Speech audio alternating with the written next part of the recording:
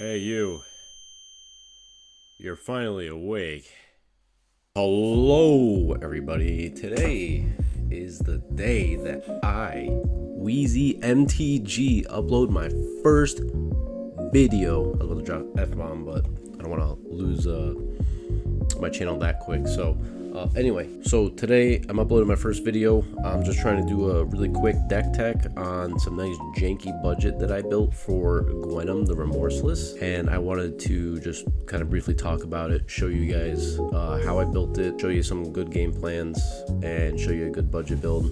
So please feel free to like, comment, subscribe if you find any of this interesting to you, and yeah, let's get right to it. First things first, we have Gwenom the Remorseless, a 5-mana mono black commander, 3/2 black, Death Touch, Lifelink, Symbiote, Spider Hero. Don't really care about all that stuff right now, doesn't matter for the deck.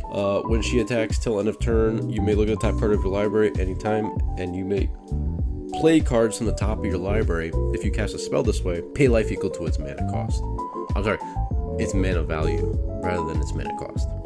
Now, that's a Bolus of Citadel on crack, because I say it's on crack because it's on a creature. So technically speaking, if you're running a deck that uses Bolus of Citadel, this would also be an auto include because it does the same thing. It might be a good way to kind of like have a creature version of it in case somebody removes your regular Citadel. So this is the way to go, I think. So the game plan of this deck, instead of doing your normal let's annihilate everybody very fast by just playing all your crazy cracked $300 cards, in this deck we want to jank off in the best way possible. So we're going to be taking Gwenom, attacking, and then taking cards from our graveyard and putting them on top of our library so that we can recast them, and or cards from our hand and putting on top of our library so we can cast them. There's also a lot of effects of just actually casting them from your library, but we really want to emphasize the amount of graveyard recursion. We want to make it almost impossible for people to get rid of stuff because you're basically able to just get everything back, pay life for it. You're not paying for any spells. So let's take advantage of rifling through the top of our library. Here are some special lands that I used. Westvale Abbey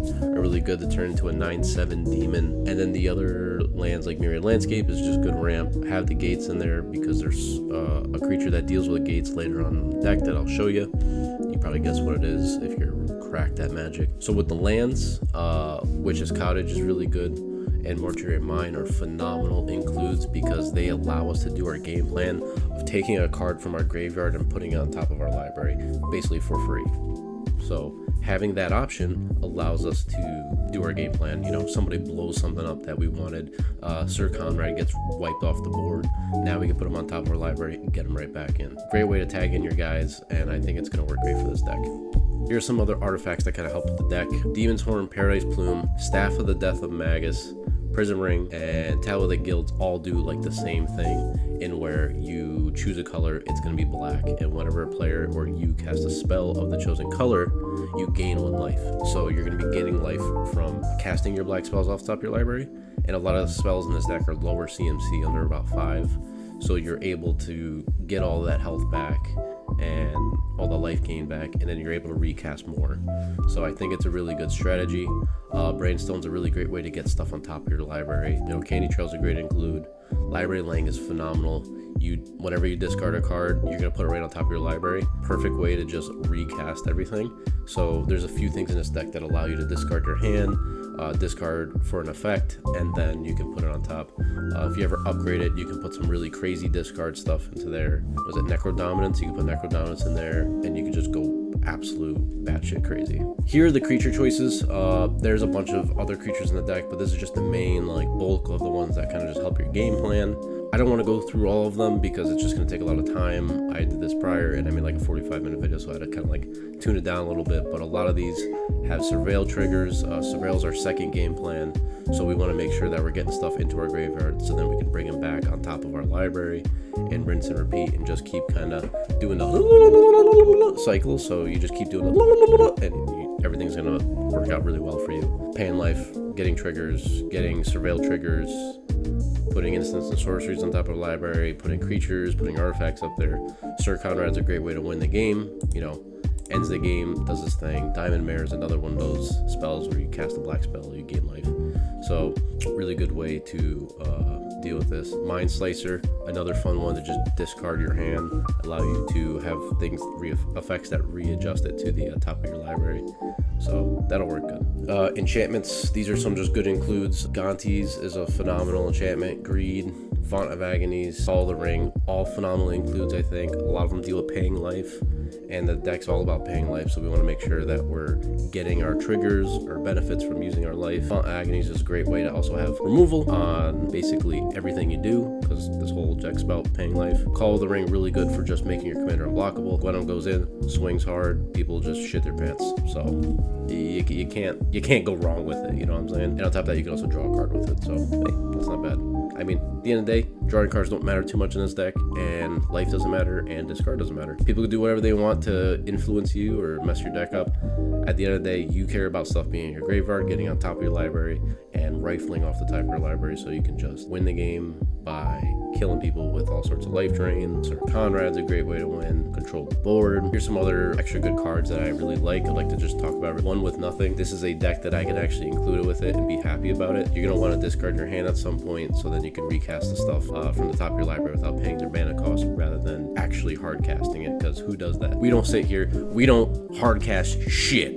All right, that's the main goal. We don't want to, but I have a few other like cheap removal spells, a few other cool cards like Dead Reckoning. May put target creature card from your graveyard on top of your library. If you do, it deals damage to that card's power to target creature. So you know, you got one of your big creatures, you can just basically remove something and cast it again. That's a solid way of doing it, I think.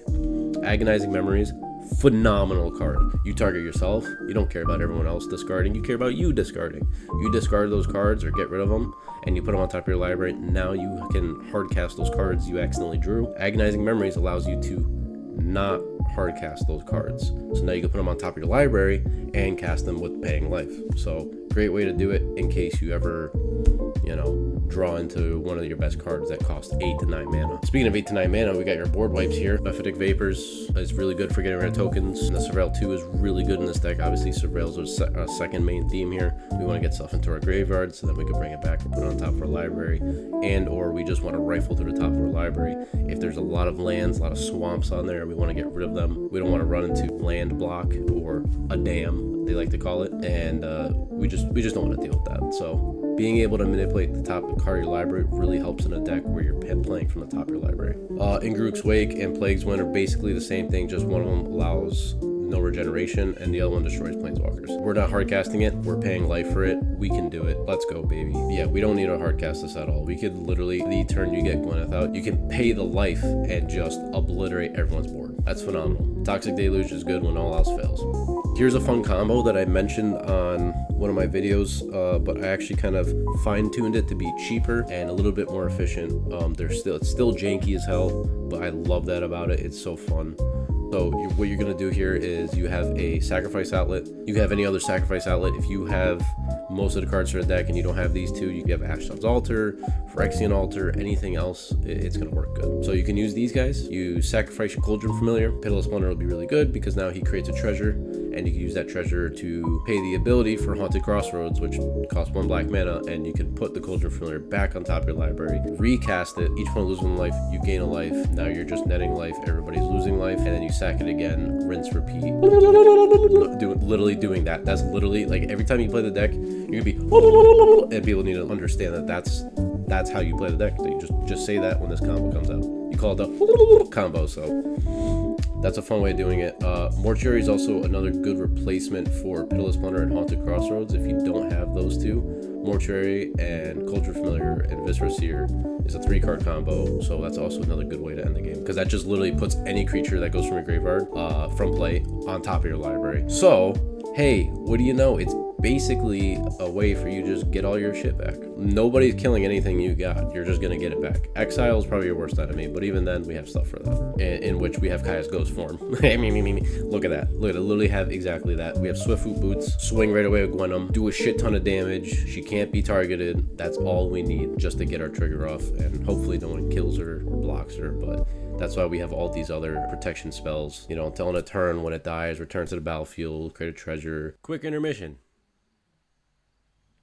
Okay, we're all good. Until on a turn, you know, regenerate it with Boon of Erebos. Not that After All is phenomenal for 1 mana. There's a few more of these you can get. So you ever feel that the protection's not strong enough in this deck, you definitely can add more. But I think 6 cards is more than enough right now. You'll definitely run into 1 or 2 of them. And remember, it is a budget deck, so at the end of the day, we want to make sure this is cheap. So if you want to upgrade it, go crazy. Here are some of the ramp that we put in the deck. Solemn Simulacrum, I love him. Being able to do the combo with him, say you don't have Cauldron Familiar, but you have Solemn Simulacrum, you can get every single land from your deck into play.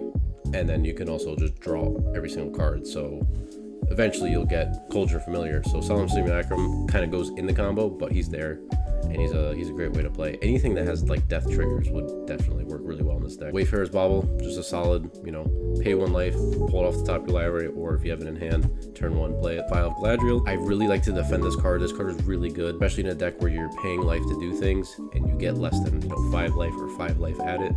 And you swing just your commander, no buffs or anything, that's going to be 8 health from your commander. You'll gain twice that much life, and you'll go back up to 13 life. So I think it's a solid include in this deck, and I like it in a lot of my decks. Colorless decks, it works good, especially when you need to draw cards in colorless, because it's really tough. Arcane Signet's fire.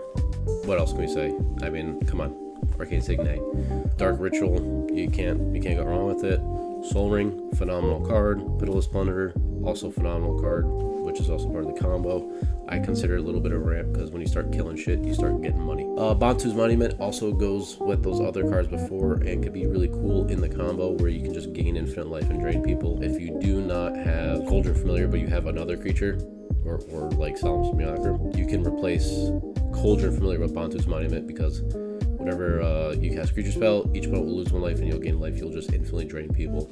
So some fun janky combo there. And just a reminder, I want you guys to know that I made this in a budget. I wanted to make it cheap and affordable, but also fun and effective and unique. So for this jank off, let's do a drum roll, please. That looks wrong.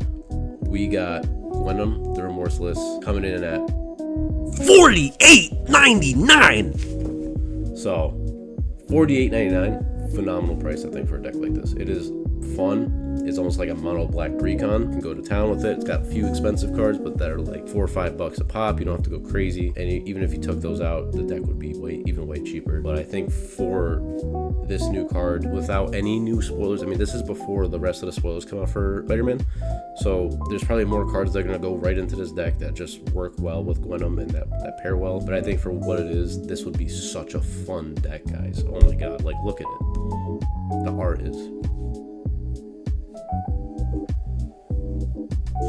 but yeah, so that's all I have for today. Just wanted to do a really quick video, demonstrate my potential deck building skills to everybody. If you enjoyed the video, please like, comment, subscribe. I would love to talk to you about Magic. If you got time, give a comment. I'll respond to every comment I can. I want to make sure that I'm engaging with you guys and you guys can engage with me. I want this to be fun. I want it to be a great experience. If you have any suggestions, please feel free to let me know. I love the challenge of building decks, and especially on a budget, dude. I'm gonna build whatever I can. I mean, give me parameters for what you think a deck that people can't build, and I'm gonna see what I can do. I can come up with some crazy shit. Have a good rest of your evening. This has come out before Labor Day, so enjoy your Labor Day. If you are a hard worker, if you go to school, anything like that, just have a nice day off. Take a break and enjoy the Monday. All right, y'all. Have a good night now.